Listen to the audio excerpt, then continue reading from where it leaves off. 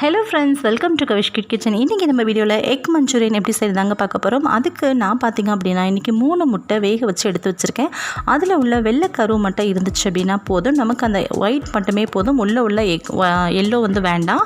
So ரெண்டுமே சேர்த்து நீங்க செய்யறதுனால செஞ்சுக்கலாம். பட் ஆனா வந்து சாப்பிடும்போது அதோட டேஸ்ட் கொஞ்சம் டிஃபரண்டா இருக்கும். சோ ரொம்ப நல்லா இருக்காத மாதிரி தெரியும். சோ அதுக்காக தான் உங்களுக்கு பிடிக்கும் அப்படினா நீங்க yellowவோட சேர்த்து செஞ்சுக்கலாம். நான் இன்னைக்கு ஒயிட் மட்டும் நான் எடுத்துக்க போறேன். yellowவை தனியா வச்சிர போறேன். இது மாதிரி 3 முட்டையில உள்ள ஒயிட்டை தனியாக பிரிச்சுட்டு எல்லோவை தனியாக எடுத்து வச்சிடலாம். முடிஞ்ச வரைக்கும் ஷேப் கிட்டத்தட்ட எல்லாம் ஒரே மாதிரி எடுங்க, பார்க்க ரொம்ப அழகாக இருக்கும். ஸோ இது மாதிரி எடுத்துகிட்டு எல்லாத்தையுமே ஒரே ஷேப்பில் கட் பண்ணி எடுத்துக்க போகிறோம்.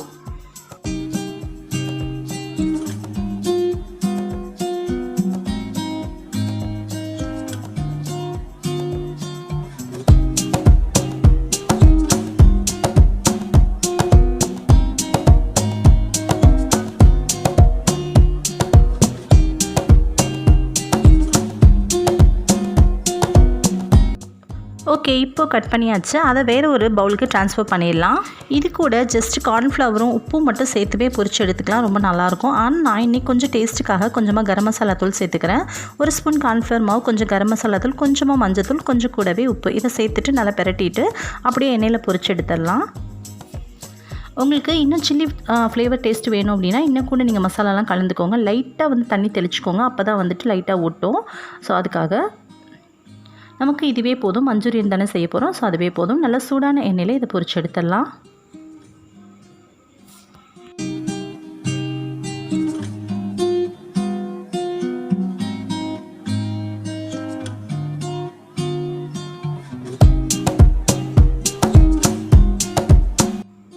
எல்லாத்தையுமே ரொம்ப சூப்பராக கிறிஸ்பியாக பொரிச்சு எடுத்தாச்சு. இது இப்படியே சாப்பிட்றதுக்கே ரொம்ப டேஸ்ட் சூப்பராக இருக்குங்க. ஆனால் நம்ம இன்றைக்கி மஞ்சூரியன் செய்ய போகிறோம். ஒரு பேன் வச்சுக்கலாம். அந்த பேனில் நம்ம ஆல்ரெடி வந்து ஃப்ரை பண்ணோம்ல, அந்த எண்ணெயை வந்து ஒரு 4 ஸ்பூன் சேர்த்துக்கிறேன். கூட வந்து கொஞ்சமாக ஒரு 1/4 ஸ்பூன் அளவுக்கு சீரகமும் ஒரே ஒரு பச்சை மிளகாய் 2 கட் பண்ணிவிட்டு சேர்த்துக்கிறேன். பச்சை மிளகாய் நைஸாக கட் பண்ணிங்க, குழந்தைங்க சாப்பிடும்போது வாயில் கடிப்படும். கூடவே வந்து ஒரு 1/2 இன்ச் அளவுக்கு இஞ்சியை நல்லா துருவிட்டு ஒரு 4-5 பல் பூண்டை வந்துட்டு குட்டி குட்டியாக கட் பண்ணி வச்சுருக்கேன். அதையும் இது கூட சேர்த்துற போகிறோம். இது நல்லா பொரிஞ்சதுக்கப்புறம் எண்ணெய் சூடாகாமலே சேர்த்துட்டேன். ஓகே, பரவாயில்ல, கொஞ்சம் நேரத்தில் சூடாயிரும். இது பொரிஞ்சிடட்டும்.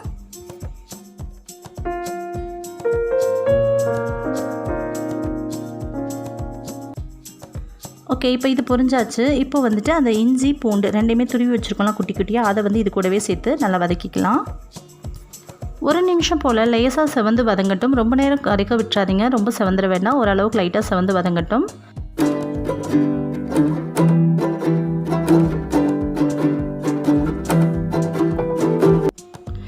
இப்போ ஒரு பெரிய பல்லாரி வெங்காயத்தை நல்லா பொடியாகவும் கேப்சிகமாக நல்லா சின்னதாகவும் நறுக்கி வச்சுருக்கேன். ஃபஸ்ட்டு வந்து வெங்காயத்தை வந்து ஒரு 50% நல்லா வதக்கிடலாம். வதங்கினதுக்கப்புறமா கேப்சிகம் வதங்கட்டும். கேப்சிகம் ரொம்ப வதங்குச்சுன்னா நல்லா இருக்காது, ரொம்ப சாஃப்ட் ஆயிரும்.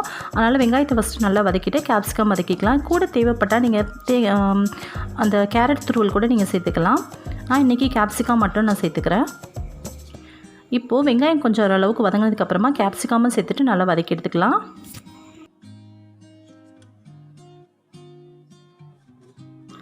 இப்போ 50% இதுவும் வதங்கியாச்சு. வதங்கினதுக்கப்புறமா சில்லி சாஸ், அதாவது நான் வந்து க்ரீன் சில்லி சாஸ் சேர்த்துக்கிறேன் 2 ஸ்பூன் அளவுக்கு. நீங்கள் ரெட் சில்லி சாஸ் இருந்தாலும் சேர்த்துக்கோங்க, தாராளமாக சேர்த்துக்கலாம்.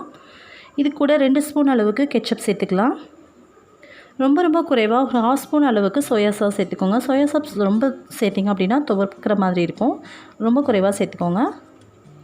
ஆல்ரெடி நம்மளோட வீடியோவில் tomato ketchup and then soya sauce இது எல்லாமே எப்படி நம்ம வீட்டிலேயே செய்கிறது அப்படின்னு சொல்லிட்டு வீடியோ அப்லோட் பண்ணியிருக்கேன்.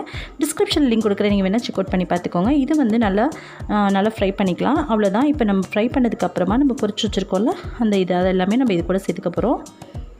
அவ்வளோதான், ஃபினிஷ். நம்மளுடைய எக் மஞ்சூரியன் ஃபினிஷ் ஆயாச்சு. இப்போது ஒரு நல்ல 2 பெரட்டி எடுத்துகிட்டு நம்ம அப்படியே சர்வ் பண்ணிட வேண்டியது தான்.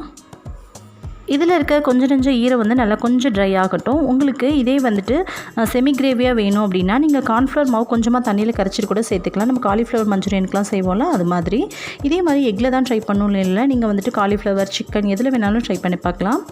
இதில் அப்படியே லைட்டாக மல்லித்தலை தூவிட்டு அப்படியே சர்வ் பண்ணிட வேண்டியதான். அப்படியே நம்ம சர்விங் பிளேட்டுக்கு மாற்றிடலாம். ஓகே, அவ்வளோதான் ஃப்ரெண்ட்ஸ். நம்மளுடைய எக் மஞ்சூரியன் ஃபினிஷ் ஆயாச்சு. உங்களுக்கு இந்த வீடியோ பிடிச்சா லைக் பண்ணி ஷேர் பண்ணுங்கள். மறக்காமல் நம்ம சேனல் கவிஷ்கிட் கிச்சனுக்கு சப்ஸ்கிரைப் பண்ணிக்கோங்க. கூடவே வர பெல் பட்டனையும் ப்ரெஸ் பண்ணிட்டீங்கன்னா நான் எப்போல்லாம் வீடியோஸ் போகிறோம் அப்போல்லாம் உங்களுக்கு தவறாமல் நோட்டிஃபிகேஷன் வந்து சேரும்.